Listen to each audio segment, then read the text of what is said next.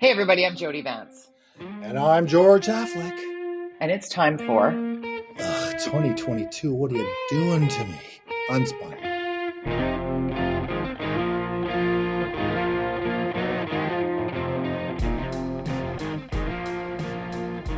another slow news day.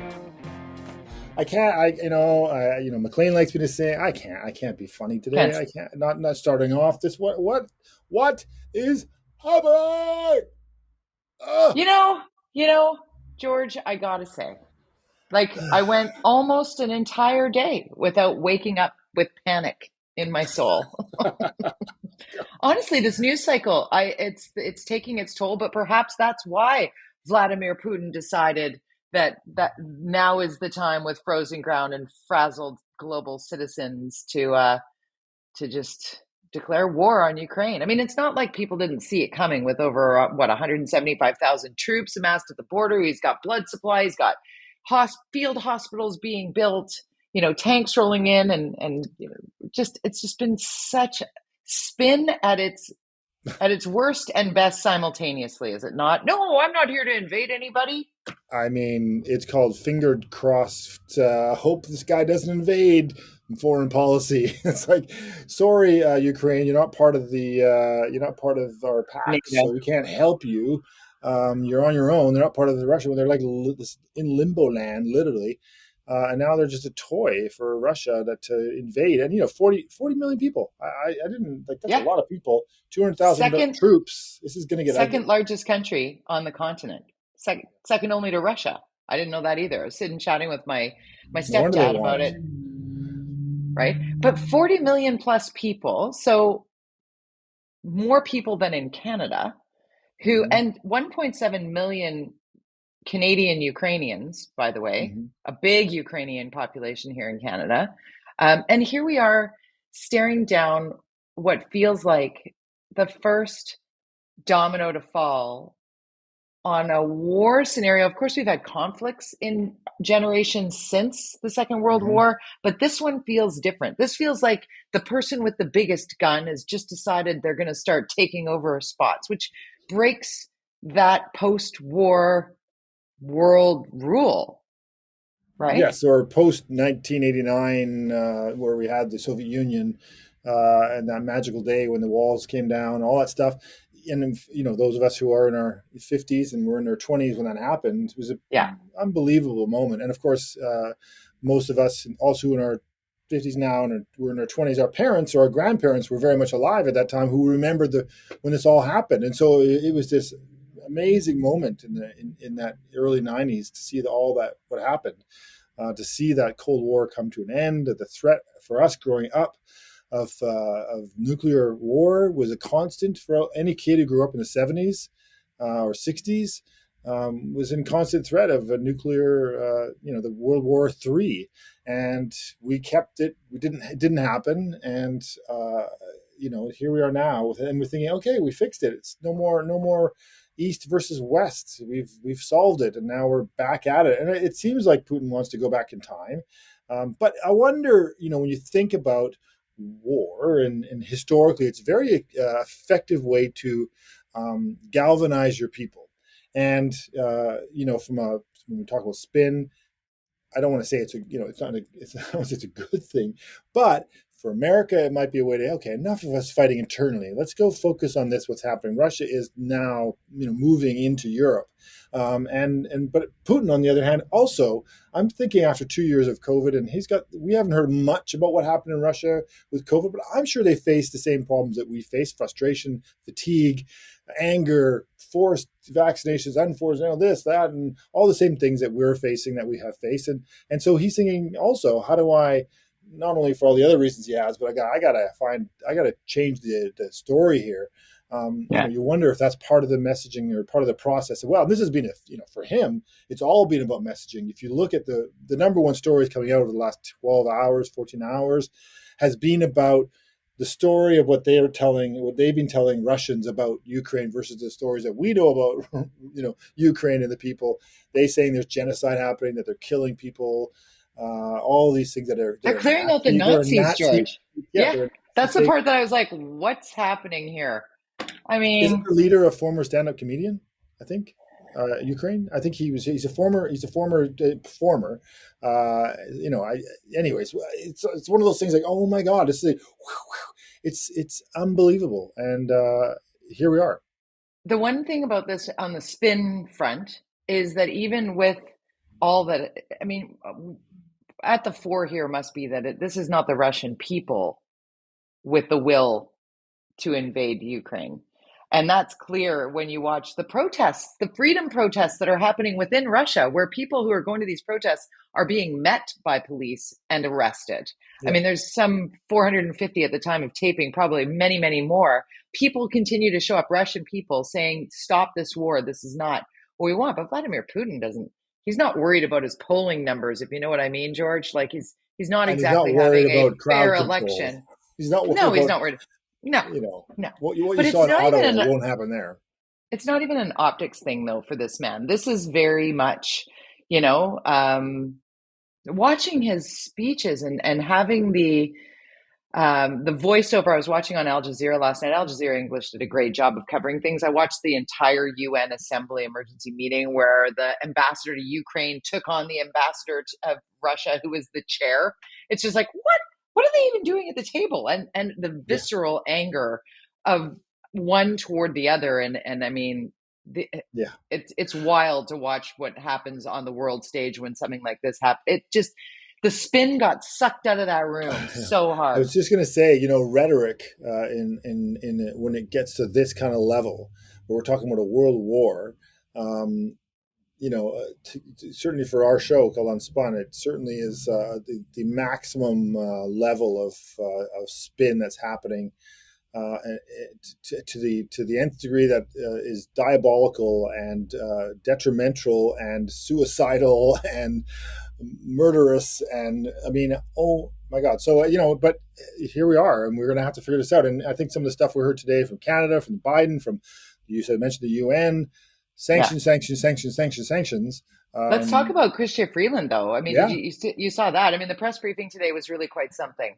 You know, our prime minister, flanked by his deputy prime minister, his minister of defense, and his international affairs minister. What's Melanie Joly's official title? I'm sorry. Is it international? Melanie Jones. She's the foreign minister. Yeah, Foreign minister. foreign That's the affairs. term Foreign I affairs. was Yeah. looking for. But there are these three individuals or four individuals. I'm sorry, who really did. I think, because I listened to the whole briefing, and I found it quite impactful, particularly Chrystia Freeland, who is a Canadian Ukrainian, right? And then she spoke in a way. Yeah, that It's the first was. time I think Chrystia Freeland showed a little bit of real raw emotion, right? She's kind of an ice queen, and she kind of speaks in like a cadence of, here's what I'm doing, you must listen, Yeah, this is I what's find happening. her patronizing sometimes too. Mm. And in this case, she was speaking Ukrainian, and she was very emotional, obviously, because her family is Ukrainian, and it was a very strategic communication strategy to have her do it, because it would be unusual. Usually, your prime minister, he'd be on his own doing his thing. In this case, he's going, "Oh, okay, my deputy prime minister actually is Ukrainian by descent, and And my she speaks defense Ukrainian." minister is a woman, and my foreign minister is a Mm, woman. So there he is standing up there with three yeah, very powerful women. That was not lost on me from a woman taking that sure. in. But I also really was interested Well, hey, in, Amanda made this shirt. I understood this last night. She tried to say, "What woman leader has ever started a war, George?" I'm like, Helen of Troy, Margaret Thatcher against the coal miners. I mean, I couldn't. Can you think of what I? She basically made sure I remembered that. Sorry, dudes. interesting. No, I like that. That is a good, we're going to have to search into that. Or if you're listening to this right now and you know the answer to it, hit us up because it's George Underscore. underscore Affleck on Twitter, George underscore Affleck on Twitter, and I'm at Jody Vance also on Twitter. But the families in crisis in Canada right now, I think that bears mentioning here on Unspun, because I think our response as a country has to also reflect the fact that we very much are a melting pot here in Canada, and Hmm. we are a destination. I hope we continue to be a destination for those who need to flee their country because they're being attacked. But the interesting part about the Ukraine um, people, the Ukrainians, are that they don't want to leave. They're not going anywhere. They're turning around and being like, come at me, bro. It's like something to watch. I had the Oh, opportunity to interview a couple of people who were talking on the radio with me when I was filling in on the Jill Bennett show. And, they're very strong um, fabric of people that, like you said, the galvanizing piece of this, it's not like this is new for them. They've been on Russia's border. They've been that non-NATO country, independent, former Soviet Union, like all the pieces of this. hmm. And the people are just stoic in their want to protect their homeland. And it's really something to watch after so much divisiveness on many fronts, shall we just say, to see these people who are threatened in this way, literally tanks rolling down their capital city's streets and Hmm. bombs falling from the air, and still saying, you know what, I'm not leaving. Yeah. I mean, and the numbers are good for them. 200,000 troops for 40 million people. So, how willing are they to go to the lengths that might be required? And we know that people are dying right now in Ukraine, and it's dark now. It's nighttime again, and another people in the subway stations hiding from what might be these bomb threats. It's not we have this, we're doing Western, all the countries where the sanction stuff is about all we're going to do. We're not, it appears we're not going to go in there, which Putin knows. And so he has to only deal with what might happen in Ukraine and how galvanized the people are willing to fight. And I don't know, it could get really, really ugly and messy. Um, I don't Because know. It's the tragic. spin It's on so the tragic. sanctions, So tragic. it is tragic, George. I agree with you 100%. Obviously, it's like there's never good coming from war like this. That's just meaningless reasoning for killing people. But the one sort of political scientist's perspective that really peaked for me when I got to speak with the professor, um, who said, Putin's been dealing with sanctions since 2008 and then again in 2012, and from the Baltics to the Crimea to now. So, it's not like sanctions aren't a thing that they've kind of And maybe bolstered their coffers before. Like they might have built up some significant um, resistance, I guess, to sanctions. So I don't know, how far do things have to go? yeah, and well, and Ukraine's the breadbasket of that whole region, right? It's a very, the farming and all that stuff. It's a very, key part of food in that region. So he, if he has it and he runs it, he gets to benefit from that. And so but he's, being isolated. Are you going to be like China and be isolated and but also make a lot of money selling stuff around the world? It depends on how committed all of us in the Western countries are to this commitment. I think if he hasn't been cut off completely financially, so it's, and he has a lot of multi-billionaires who are willing to fund him in Russia to keep him happy. I mean, he'll live fine. He'll get his He'll be food. He'll get fine. his He'll be beverages. fine. He'll live in He's got a his, $100 million yacht that he moved into Russian waters. He's good. He can just yeah. go hang So on there. he will. His But perception of reality is not going. It doesn't matter. He doesn't care, obviously, about people. so one of the things that came up also with Christian Leuprecht, I had the opportunity to speak with, and he's like, you know what? Here in Canada, what we need to realize, because everybody wants to push back on a pipeline. This is a bit of the unspun piece that I learned about today that I'll share with you. I'm no expert Uh-huh. on this, so don't Yeah. judge me, people, if you're listening. This is just what somebody proposed. It's like we have the natural resources that Europe Yes. needs, right? We have the natural resources, but we can't get those We keep resources. canceling pipelines. Keep canceling pipelines, especially ones that run all the way across to the east, which would be very Yep. controversial, right? And this was something that came up in that in the new world order, which we are looking at right now, we have to look at not being as reliant on foreign oil, foreign resources in a country that has these things. I mean, the inflation is very tied to the cost of oil right now and the cost of gas. I mean, that was another thing that Michael Levy said to me today. It's like that's what inflation pretty much is like when the price of oil goes up, everything you buy has been touched by that cost. So that's inflation. Well, it'll be interesting to see if Biden switches his opinion about the pipeline from Canada to the U.S. Hey, maybe you want to fast track that since you're cutting off the supply from Russia. to America.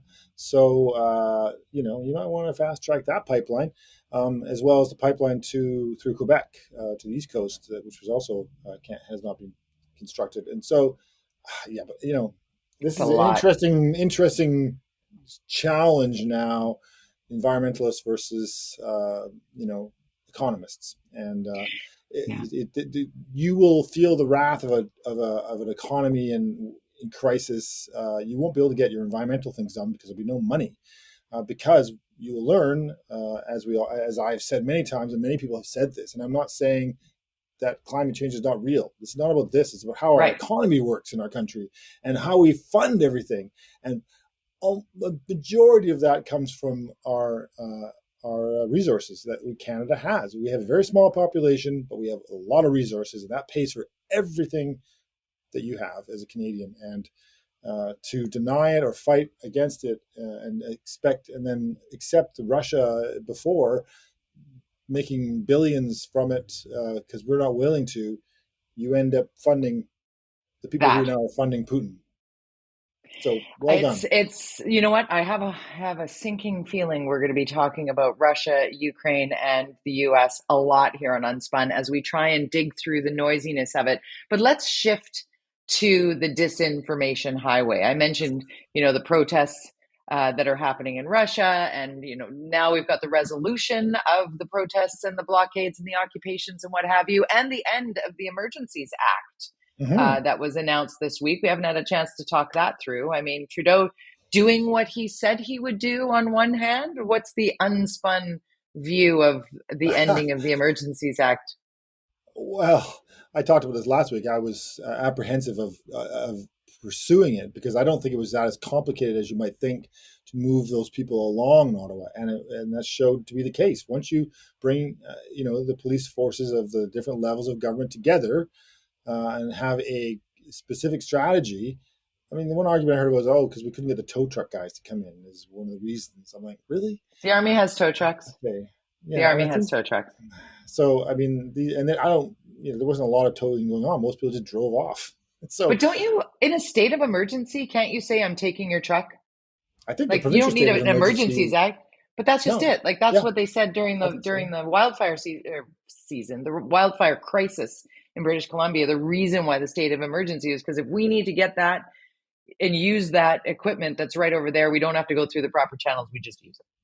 Yeah, I think it was just really bad. And I think it makes the challenge, and we touched on this, is there's so much frustration right now, and anything you feed into that frustration that makes people not trust government and doesn't trust media, as we know, and you were calling about that this week about, it's not good. But to guess what, Trudeau's off the hook because there's a war started yesterday, so Right. we moved on.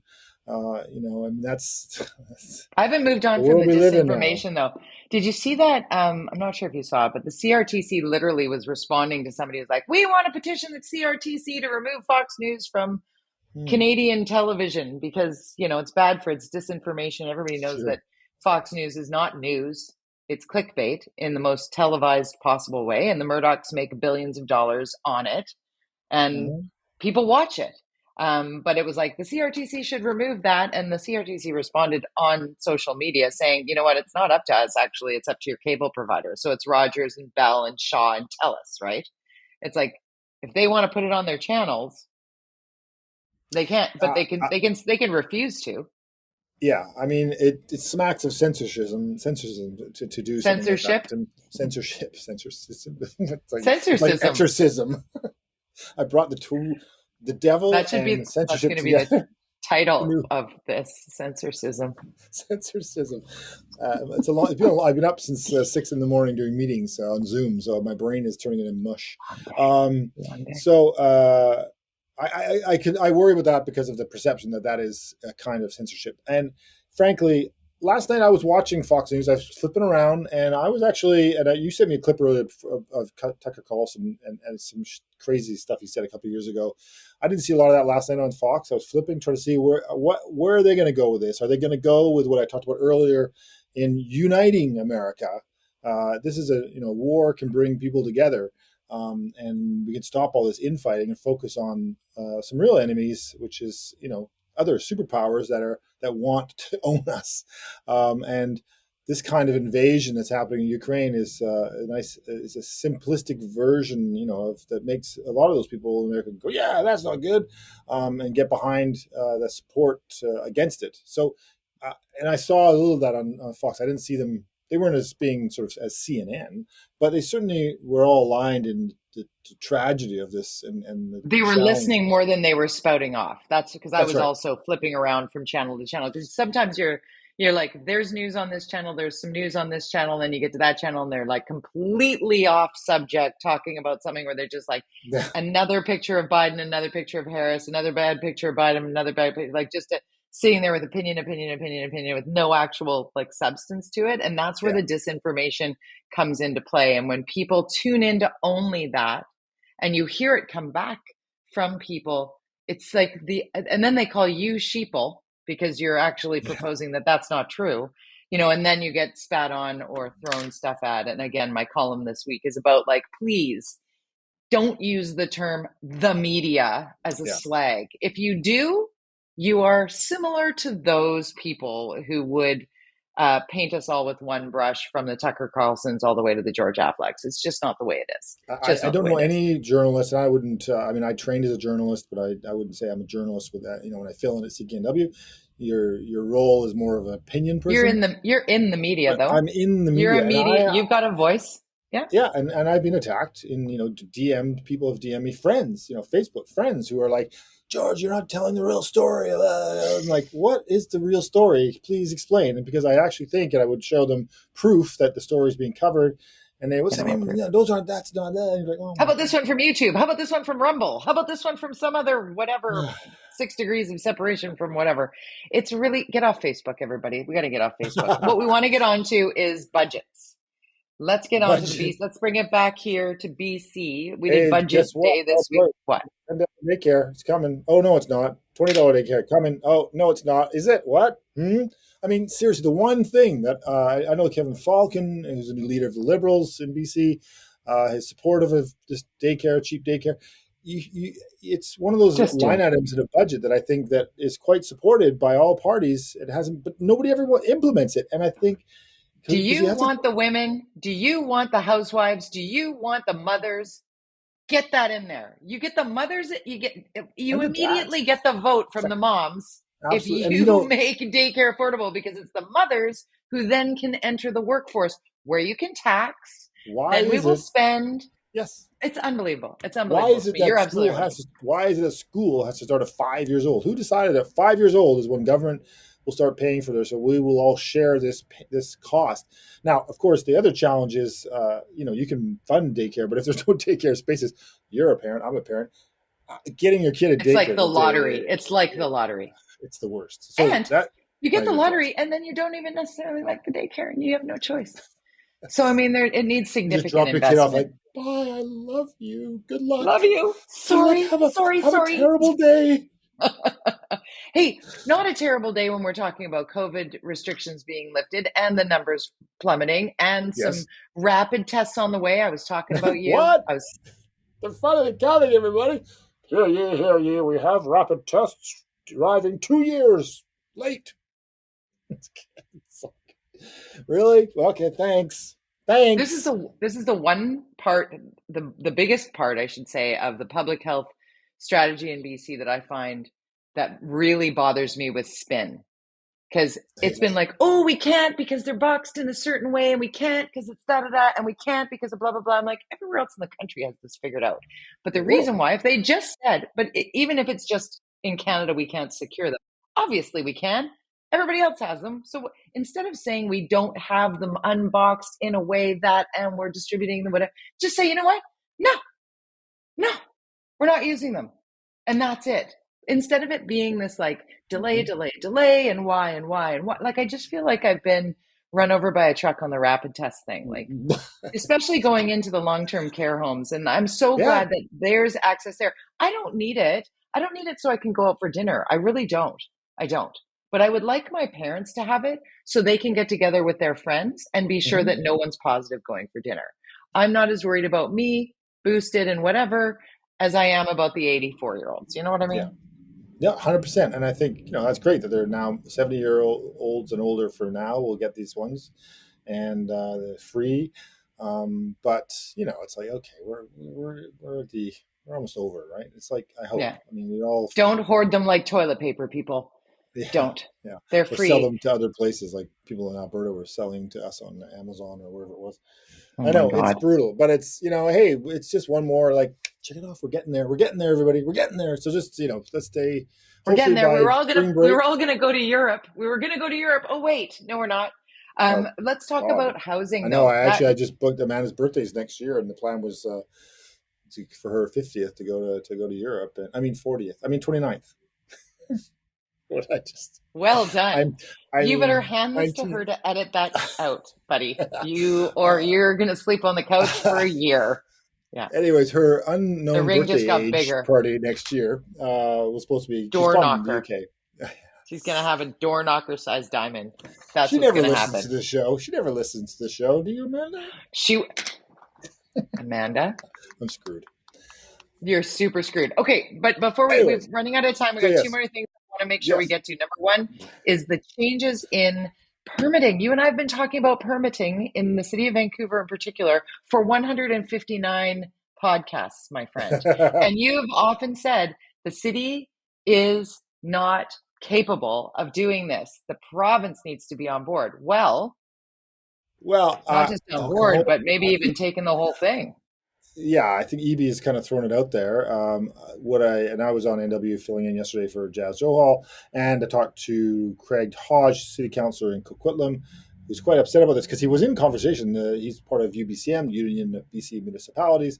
Yeah. They were in conversation with him, the ministry, about how do we fix this? Is there ways we can work together to improve how the processes? And then suddenly EB just announces, the minister responsible, hey, we're going to just take over some of the stuff potentially and just ram it through for municipal governments. And that's a short version. That's a slightly That's the spun version. unspun. That's a No spun. quoting of David Eby happened in No, this podcast at any point. That no. is the That is Georgism what of the that will be Ebiness. the perception by people, and that's certainly what you go. Oh God, you're gonna take this over. But I've Yeah, always said yes. There is something broken with our public hearing process. There is something broken with the no fact that doubt. a minority of people who are louder get what they want, and people are going, "Why didn't that building get approved? What happened there? Yeah. What How was did the deal?" that And casino downtown get built so quickly and we can't get any housing done?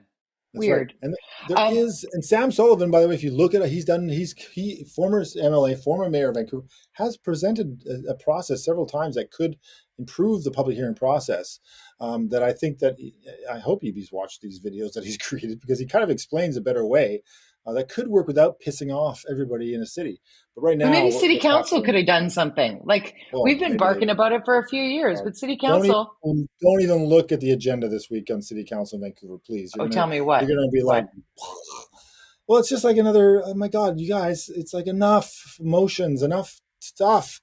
Get the stuff that you put forward the last 3 years done. Stop with all these motions that are just like totally egotistical pre-election BS. That's just about vanity projects. And oh my God, it's just here we go again. Here we go again. So it's like it's enough. I've had enough of these people. Like, seriously, get over Can you give us yourselves. some for examples off that? Like what's on the agenda? I literally have not seen it. There's at least 15 on there. Just go. Don't even. I don't even want to talk about it. I Do don't want any to of them talk about have it. to do with crime? Do any of them have Not to do that I with saw, crime? actually. No, there was mostly some environmental ones, something about kitchen. It's like, I don't even know. There was like, I looked at it right before I came in. I'm like, what is this? Not again. I'm Anyways, good literally luck. doing segments on the radio about personal safety now. That's where we've come to. Is when Yes. not if somebody attacks you, but when somebody you don't know comes out of nowhere and attacks you in Vancouver, this is what you need to do.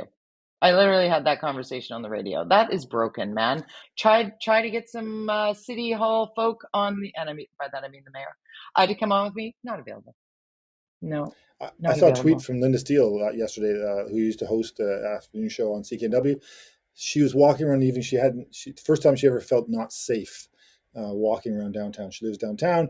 And that's exactly how Amanda feels. That's how I feel sometimes. Yesterday, I was walking home from CKNW, and there was a guy behind me going cuckoo. cuckoo behind me, screaming. I'm not sure if he was screaming at me or what he was doing, and he kept screaming. And there's some people laughing at him. Some people are like, "Oh, what the hell."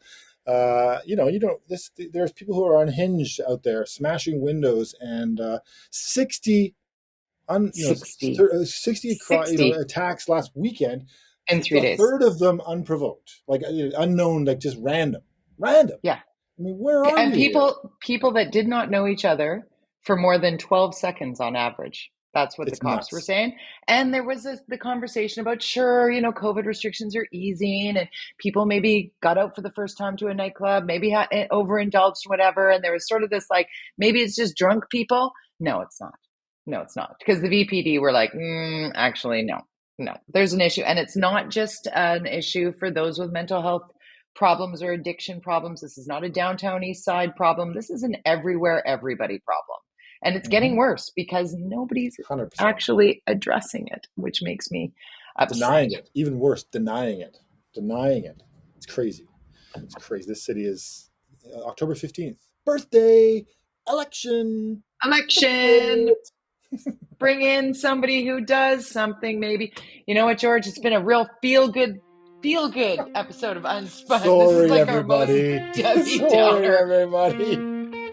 Say Have goodbye, a nice George. week. Whoop, whoop, Bye. whoop, whoop. Bye.